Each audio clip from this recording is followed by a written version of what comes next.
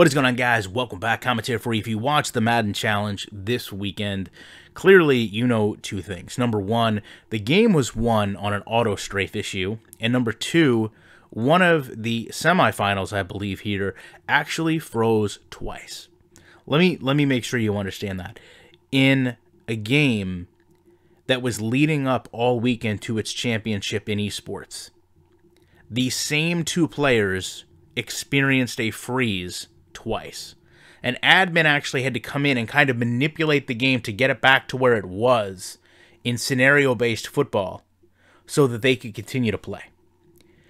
It's interesting to me that a product would even be at that point, on its grandest stage, that it fails so sternly. Now, I don't want to show the plays because, you know, if I show this footage, EA has the right to copyright strike me, but I want to talk about the touchdown, and I'm sure if you care, you've seen it. It's interesting to me that you can almost make the concept work that you don't need to know football to play Madden as long as you have the best players. By that I mean, if I'm playing against you, and I have 99 corners that I've bought, and you have 74 overall receivers that you've bought, by design, I should win every single time because I have the better players.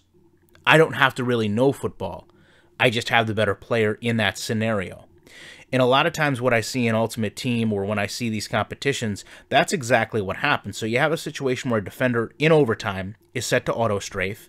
And the reason we have to set our defenders to auto strafe is the game does really weird things pulling your players out of position. So you're kind of safeguarding against that by using auto strafe.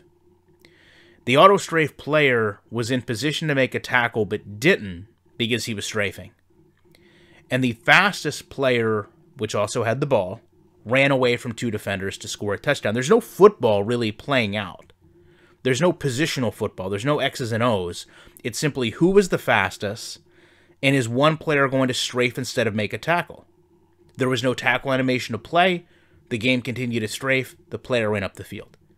Now, granted, I know that sounds like a touchdown 10 times out of 10, but it doesn't always happen because players, you know, quote-unquote fatigue or get caught or whatever the case may be. It just happened in overtime. That was how this game ended. But I thought it was interesting. Number one, again, in its biggest moment, Madden flaws like no other game you can imagine. I mean, tell me another game on an esport that freezes twice with two guys playing in back-to-back games, and one kid actually prayed. Listen, I'm not the most religious person, but when you're praying that a video game froze, you probably need to reevaluate where you are in your life, because that's not something, even if you are religious, I would firmly believe you should not be praying over the results of a video game.